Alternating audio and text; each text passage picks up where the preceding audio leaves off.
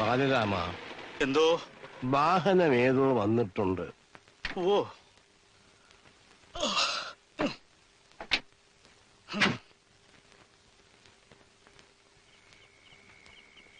പനിയെന്ന് വെച്ചാൽ തുള്ളുന്ന പനി.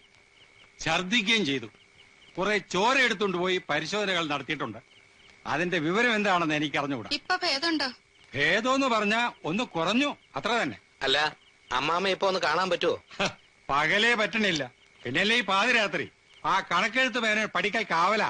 കമ്പി കിട്ടിയപ്പോ ഞാൻ കരുതി വളരെ സീരിയസ് ആയിരിക്കുമെന്ന്. ഈ പനിയും ജലദോഷവും ഒക്കെ വരുമ്പോ എന്തിനാ എന്നെ നമ്മളെയൊക്കെ വെറുതെ ബുദ്ധിമുട്ടിക്കുന്നത്? അല്ല, ഇന്നത്തെ കാലത്ത് പനിയെന്നല്ല, ഒന്ന് തുമ്മുന്നത് പോലും പേടിക്കണം. എന്തെങ്കിലും സംഭവിച്ചു പോയാൽ നാളെ പരാതി പറയരുത്. മേനിവിടെ ഉണ്ടായിട്ടും ഞങ്ങളെ ഒന്ന് അറിയിച്ചില്ലല്ലോ എന്ന്. ഏടത്തിയും കുട്ടികളും എല്ലാരും ഇവിടെ ഇല്ലേ? അല്ലാതെ ഇവിടെ പോകാൻ എല്ലാവരും ഉണ്ട്. കുഴിക്ക് കാല് നീട്ടിയിരിക്കണ മതിലകത്ത് ചെറിയച്ചൻ തമ്പുരാൻ വരെ ചെറുമകൻ ബാലരാമനെയും കൂട്ടി ഇങ്ങോട്ട് എഴുന്നള്ളിയിട്ടുണ്ട്.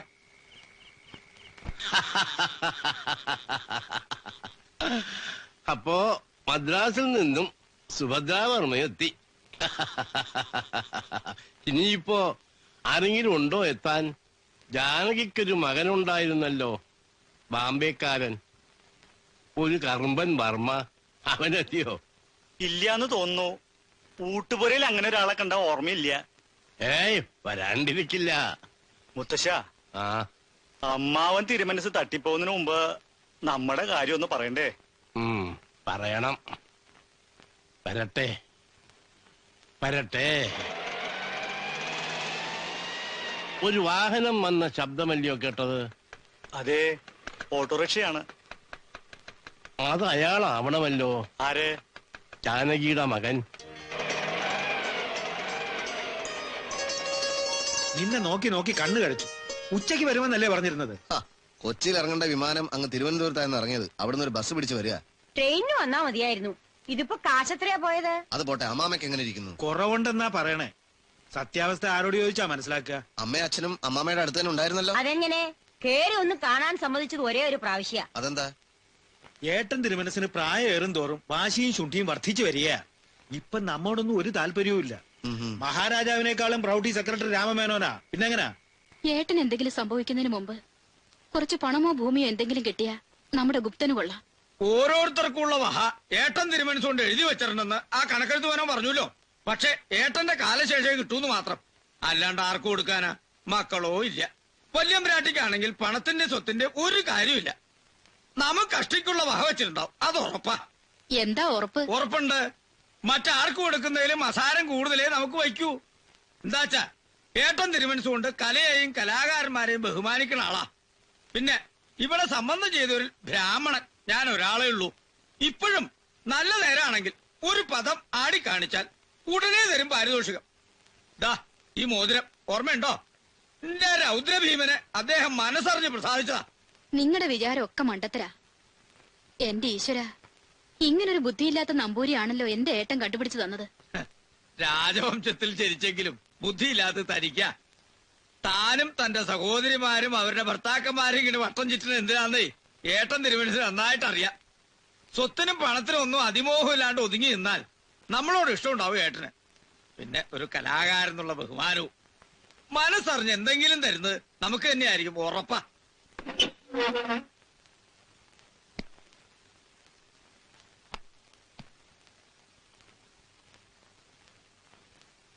തണുക്കണുണ്ടോ അമ്മയ്ക്ക്? തല ഒന്നുകൂടെ തോർത്തിക്കോളൂ സരസ്വതി. ഞാൻ ആ കുങ്കുമച്ചെപ്പൊന്ന് എടുക്കട്ടെ. കുങ്കുമം ഞാൻ എടുക്കാം. ഞാൻ തോർത്തിയ വല്യമ്പ്രാട്ടി രാവിലെ തന്നെ ദേഷ്യം പിടിപ്പിക്കണ്ട.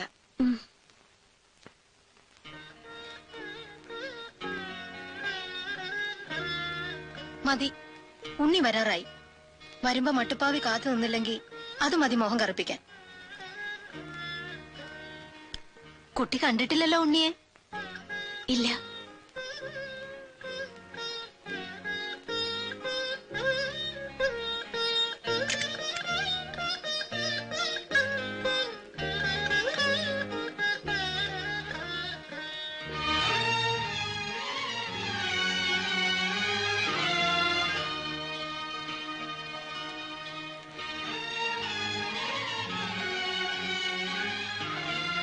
ഉണ്ണി നമ്മളെയൊക്കെ പറ്റിക്കുക.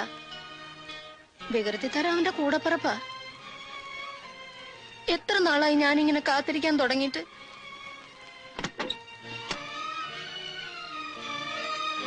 ദാ വരണം ഉണ്ണി.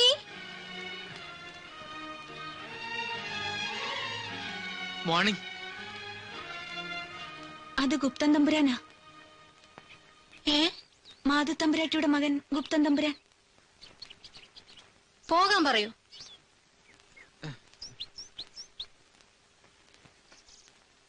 ഉണ്ണി ഇന്നും വരില്ല അല്ലേ? ഒരിക്കൽ വരും.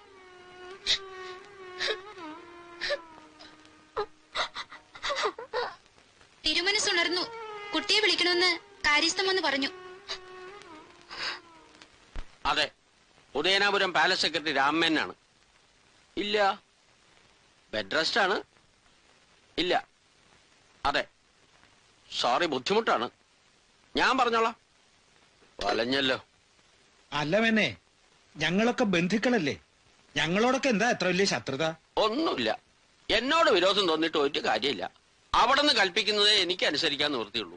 ആരെയും മുകളിലേക്ക് കയറ്റി വിടണ്ടെന്നാണ് അവിടുത്തെ ഓർഡർ. ഇന്നലെ കളക്ടർ ഒന്ന് കണ്ടിട്ട് പോയി. സ്വന്തം സഹോദരിമാർക്കും അനന്തരവന്മാർക്കും ഒന്നും മുഖം കാണിക്കാൻ അനുവാദം ഇല്ല. ഇതിന് മാത്രം എന്ത് തെറ്റാ ഞങ്ങൾ ചെയ്തത്? ഏട്ടത്ത് പിന്നെ ഇവിടെ താമസിക്കുന്നതാ. സുഖമില്ലാന്ന് കമ്പി കിട്ടിയപ്പോ ഉടുത്ത സാരിയോടെ ഇറങ്ങി പോന്നതാ. അതും കാറില്. മദുരാശിന്ന് ഇവിടെ വരെ വരാൻ എത്ര റുപ്യ കാർ വാടകന്ന് അറിയോ മേന്നെ?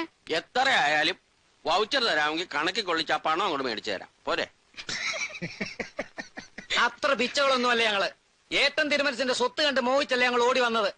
അങ്ങനെ ആയിരുന്നെങ്കിൽ ഞങ്ങൾ ഈ കൊട്ടാരത്തിൽ തന്നെ താമസിക്കുമായിരുന്നു. ഭാഗം കിട്ടിയൊക്കെ വിറ്റ് നിന്ന് മറ്റു പലരും വന്ന് കൂടിയിട്ടുണ്ടല്ലോ. അവരോട് സംസാരിക്കുന്ന പോലെ ഞങ്ങളോട് സംസാരിക്കരുത്. അങ്ങനെ വന്നുകൂടിയതൊന്നും അല്ല കേശവ പിള്ള, അത് പറയരുത്. ഏട്ടൻ തിരുമനസ് കൊണ്ട് വിളിച്ചു വരുത്തി താമസിപ്പിച്ചിട്ടുള്ളതാ.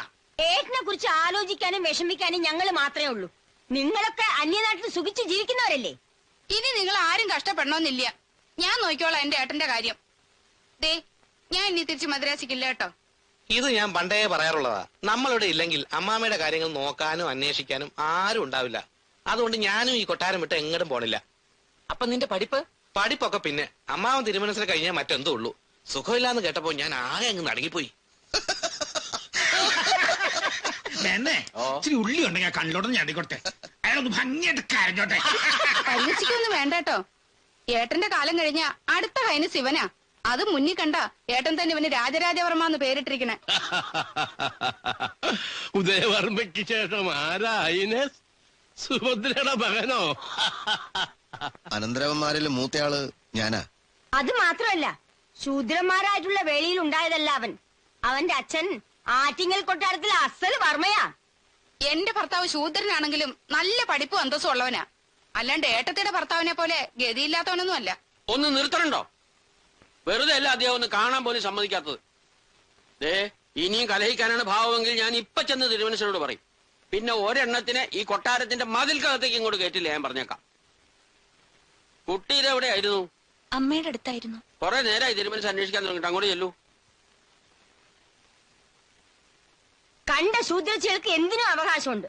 മഹാരാജാവിനെ അച്ഛാന്ന് വിളിക്കുന്നു, മഹാറാണി അമ്മയെന്ന് വിളിക്കുന്നു. ഒരേ രക്തത്തിൽ പിറന്ന നമ്മള് പുറത്ത്, അന്യര്. പുറത്ത് എന്ന് പറഞ്ഞുവല്ലോ. എന്നേക്കായിട്ട് പുറത്താകാൻ വലിയ താമസമില്ല. എല്ലാരും മനസ്സിലായിക്കൊള്ളീൻ. ശംഭോ മഹാദേവ.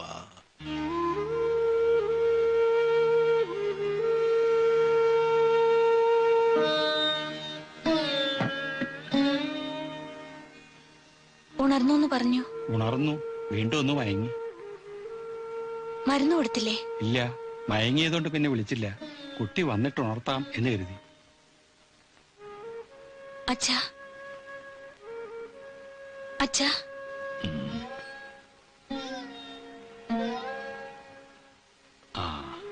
പനി ഒട്ടുമില്ല. കുട്ടി എവിടെയായിരുന്നു? അമ്മയുടെ അടുത്തുണ്ടായിരുന്നു. കാത്തിരിപ്പൊക്കെ കഴിഞ്ഞോ? ഞാൻ കട്ടിലിൽ കൊണ്ട് കിടത്തിയിട്ടാ പോന്നത്. ഇന്ന് ഇത്തിരി കരഞ്ഞു. ഇന്നലെ തീരെ ഉറങ്ങാൻ പറ്റിയില്ല. രാത്രി വണ്ടികൾ വരികയോ പോവുകയൊക്കെ ചെയ്തു. താഴെ വലിയ കോലാഹലം കേട്ടൂല്ലോ. എല്ലാരും എത്തിയിട്ടുണ്ട്. ഞാൻ തന്നെയാ മദ്രാസിലും കോട്ടയിലും. എന്നോട് ആരാ ഇതൊക്കെ ചെണ്ട കൊട്ടി നാട് മുഴുവൻ അറിയിക്കാൻ പറഞ്ഞത്? സുഖമില്ലാണ്ട് കിടക്കുമ്പോഴും ഒരു സമാധാനം തരില്ല എന്ന് വെച്ചാൽ തിരുമനസ് മാപ്പാക്കണം. തലകർക്കും ഛർദിയും വന്നപ്പോ ഞാനങ്ങ് ഭയന്നു പോയി. വാ, ഇതോടെ എല്ലാം കഴിഞ്ഞു എന്ന് വിചാരിച്ചു അല്ലേ? തിരുവുള്ളക്കേടുണ്ടാവരുത്. സ്വപ്നത്തിൽ പോലും വിചാരിച്ചിട്ടില്ല. തമ്പുരാട്ടിമാരെ മാത്രമേ അറിയിച്ചിട്ടുള്ളൂ. അപ്പൊ പത്രത്തിൽ വന്നതോ? അതും അടിയന് പറ്റിയൊരു തെറ്റാണ്. ഒന്ന് തുമ്മിയാൽ അതും വാർത്തയാക്കണോ? ഫോൺ അങ്ങനെ ചിലച്ചോണ്ടിരിക്കുക. ആ രാമമേനോൻ മറുപടി പറഞ്ഞു തോറ്റു. മന്ത്രിമാര് വിളിക്കണു, MLA മാര് വിളിക്കണു. ഇനി ഉണ്ടാവില്ല. തന്റെ ഇഷ്ടത്തിന് താൻ ഒന്നും ചെയ്യണ്ട. ഞാനോ മേനോ പറയണത് മാത്രം ചെയ്താ മതി. മനസ്സിലായില്ലേ കുഞ്ഞീഷ? അടിയൻ. ആ, തനിക്ക് പോവാ. പെങ്ങന്മാരും മരുമക്കളും ഒക്കെ വന്നിട്ടുണ്ട്. അവര് കാണണമെന്ന് പറഞ്ഞ് വാശി പിടിക്കുക. എന്തിന്? ഇതുവരെ കണ്ടതൊന്നും പോരെ?